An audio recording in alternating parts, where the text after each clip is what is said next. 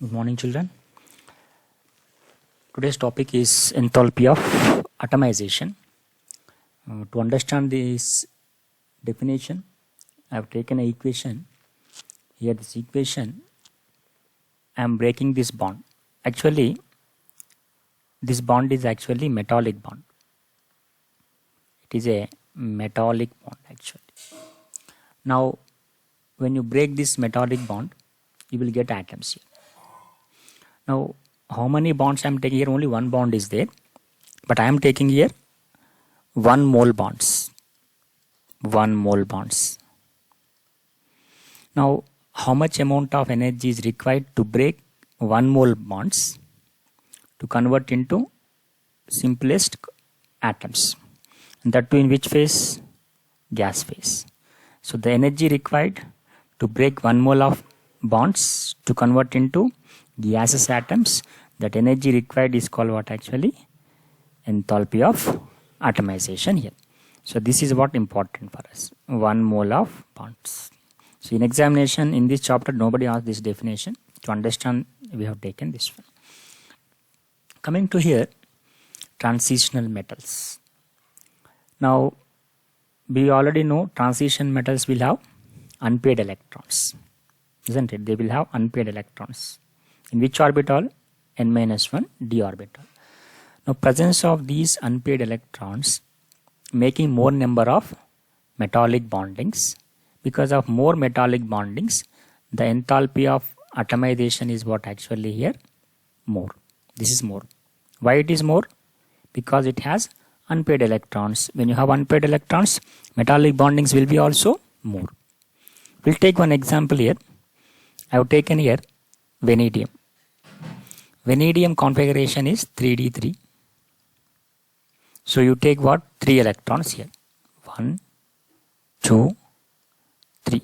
Now it can form one metallic bond with vanadium, and here also one metallic bond with vanadium. Here also one metallic bond with vanadium. So here how many metallic bondings we got? 1, 2, 3.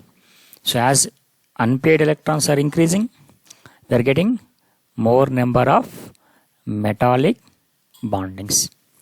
So that is the reason their enthalpy of atomization is what? More. Next, if you observe here the blue color is actually 3D series. Green is actually 4D series. Then 5D series. Now what is happening from 3D series? Blue is actually 3D series, 4D series, 5D series. Here from 3D to 4D and again 4D to 5D. Enthalpy of atomization is what? Increasing, right? It's increased or not? What are the values here? Around 400. These values. Here the values will be 600. Here the values for this 5D series is what? Around 700. For the 4D series values are around 500. For this one values are again 300. What is the reason? Why? Because 3D to 4D and 5D to 4D to 5D metallic bondings are increasing actually. Here metallic bondings are increasing. They are actually increasing. Right? Now coming to this here, left to right. Here I am taking one example, 3D series I am taking. In 3D series, the first element is what actually? Scandium. Next element is titanium. Next will be vanadium, chromium, manganese, iron, cobalt, nickel, copper. This one will be the zinc. Now this 1, 2, 3, 4, 5, 6, they're actually what? Electrons present in the d orbital, right? Scandium d1, titanium d2, vanadium d3. Chromium should be d4, but its abnormal configuration will be d5 actually. Manganese will be D5. Iron will be D6. Cobalt D7. Nickel D8. Copper D9, but its configuration will be D10 abnormal. Zinc definitely will be D10. Now what you are observing here, number of unpaired electrons here. How many? 1. Your unpaired electrons are 2. Here 3. Here actually, if you take out 5, you can consider the 5. Or you can take T4 also. Now here, manganese, when you observe here, normal, this is D5 is abnormal configuration. Remember, it is not normal configuration, it's abnormal configuration, right? Leave it this one. Normal configuration is not D5. Now here D5 configuration. Now D5 is actually looks like this.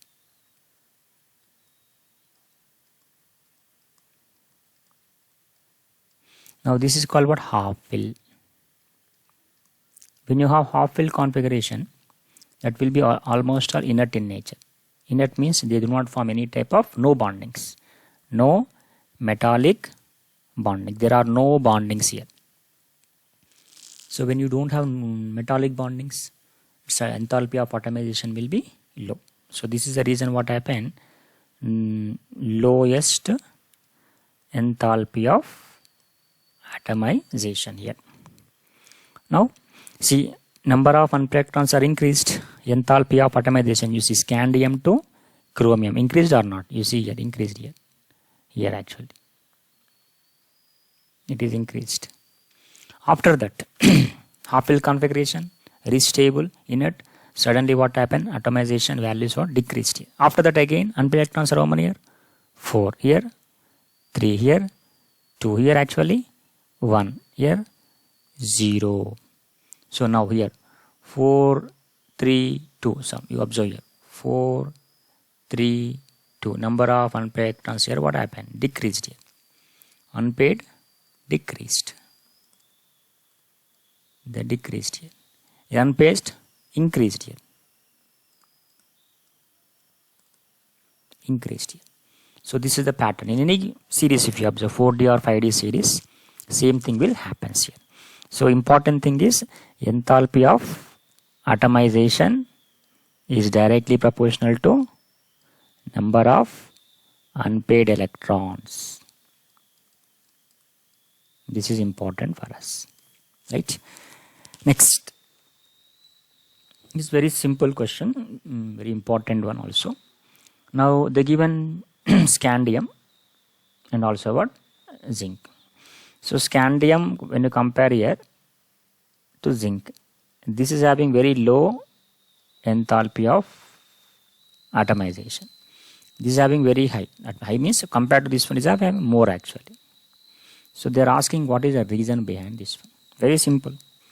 Now when you observe here scandium, it has 3D1, 4s2. Now how many unpaired electrons are there?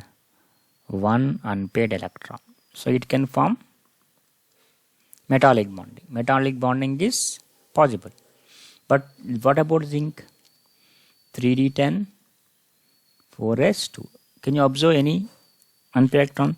0 unpaired electrons. There is no unpaired electron. 0 unpaired electrons. So definitely metallic bondings are weak. Metallic bondings are actually here very weak. Here what? Somewhat compared to this one is a strong. When metallic bondings are weak, definitely what happened? Enthalpy of atomization is what? Low. So this is the reason. So enthalpy of atomization is lowest, isn't it? What is the reason? This is the configuration 3D10 4s2 configuration. This is about the topic of enthalpy of